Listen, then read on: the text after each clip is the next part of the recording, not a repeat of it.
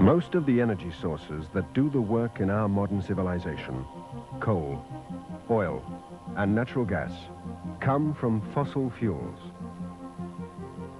These fuels took millions of years to form in the Earth's crust.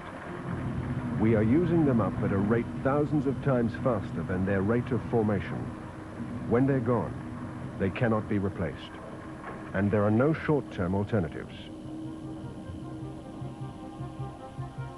How we make energy and how we use energy are two of the major public issues of our time.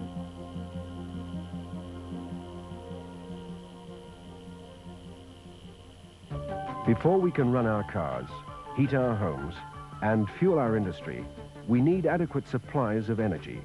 We need an energy source. There are two types of energy source. Primary energy sources, fuels such as coal or natural gas, are those where the energy is used in its natural basic state. Secondary energy sources are those where the energy is derived from the primary source by a conversion process. Electricity, for example, can be produced from coal. Fortunately, Victoria has a large supply of four primary energy sources: coal, natural gas, crude oil, and renewable sources such as solar energy.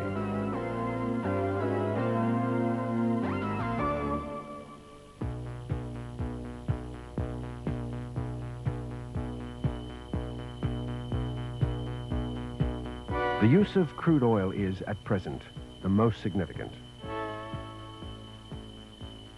Oil is an extremely attractive energy source because of its variety of uses and its ease of handling and storage. Over 60% of Australia's crude oil needs are provided by Victoria. The reserves are located in Bass Strait, off the South Gippsland coast. This supply means that Victoria itself is virtually self-sufficient in oil. This has helped to cushion Australia from the instability of the international oil market and the high cost of imported oil. After Victoria's crude oil comes ashore from Bass Strait, it is processed at the Longford plant. A pipeline then takes it to storage facilities at Long Island Point in Western Port Bay. From here, the oil is shipped to other parts of Australia or pipelined to Victoria's 3 refineries. Processing then converts it into petroleum products, such as petrol, diesel oil, aviation fuel, and fuel oil. These petroleum products are a secondary source of energy. Victoria also sends petroleum products interstate and, in certain cases, exports overseas. For example, nearly all the LPG, or liquefied petroleum gas, produced in Victoria is exported, most of it to Japan. This is because very large quantities of LPG are produced from the Bass Strait oil and gas fields, and to a lesser extent as a byproduct of oil refining. Some of this LPG is also used locally. We see it increasingly being used in vehicles as an alternative to petrol. It is also used for cooking and heating in some country homes, as well as in our barbecue gas bottles. But the greatest end user of Victoria's oil is transport. It represents over 80% of our local oil consumption.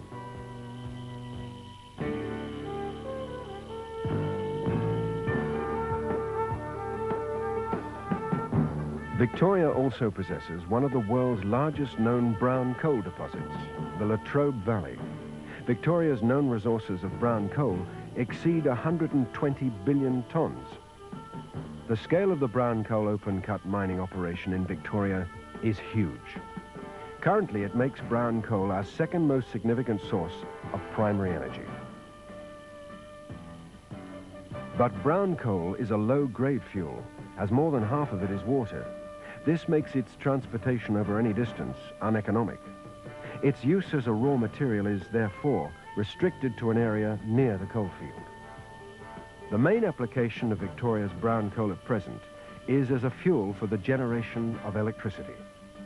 Major power stations include those at Hazelwood and Yallourn. The Loy Yang Power Station is under construction at Traralgon, and when completed, it will help to meet our increased future demands for electricity. Over 80% of Victoria's electricity is generated from burning brown coal. The remainder is supplied by hydroelectricity plants at Kiwa and Eildon, and by natural gas power stations at Geraldine and Newport. We also use our brown coal to manufacture briquettes, another secondary energy source. In the future, as coal conversion projects become more economic, it is likely our large brown coal reserves will be used to produce synthetic fuels.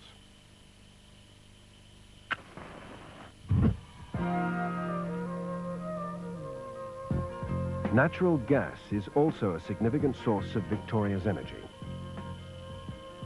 Development of natural gas and oil has been undertaken jointly.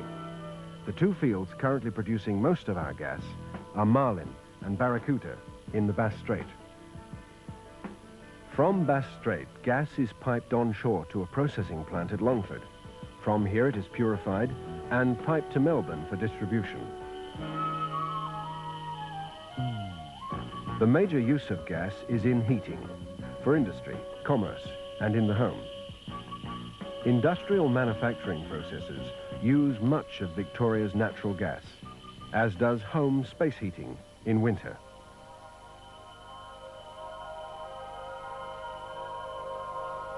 The use of solar or renewable energy is at present a small but growing contributor to Victoria's energy resources. The sun's energy is available to us in many different forms. Wood, for example, is a form of stored solar energy. Trees grow because of sunlight, and bush areas can be replenished relatively quickly. Water evaporated from the sea falls as rain in the mountains and can be harnessed by man in the form of hydroelectricity. Hydroelectricity and firewood are currently the major sources of solar energy in Victoria. With improved technology, other forms of solar energy may increase in importance in the next decade. For example, the energy gathered from the sun's rays by solar collectors and used to heat hot water and swimming pools. But how does Victoria use the energy it produces?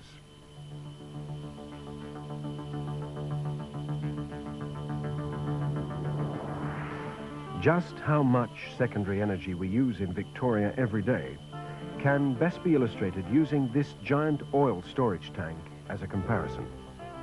The energy contained in this tank is roughly equivalent to the total amount of secondary energy consumed throughout Victoria every day. Industry consumes about 33% of this total amount, made up of nearly half of the electricity we produce and 2/3 of our natural gas. Our homes consume around 18% of our energy. Commerce, by comparison, consumes only about 6%, excluding commercial transport. But our total transport requirements use around 44% of Victoria's secondary energy. Over 80% of all our oil is needed to run our cars, trucks, planes, and buses. But that's this year. Next year, we'll have used up even more of our non-renewable energy resources. The year after that, even more. Energy is the lifeblood of our industrialized society. We need energy to maintain our standard of living. Quite simply, we are dependent on our energy.